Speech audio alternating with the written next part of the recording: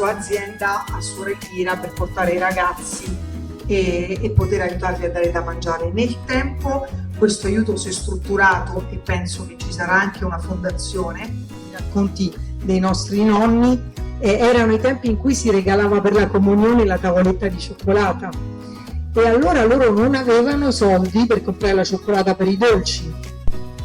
Il figlio di Michele dice, mio padre diceva, non le persone devono venire a comprare da noi, siamo noi che portiamo le cose buone alle persone, poi la sera per riportarle a casa, perché diceva le persone devono restare lì.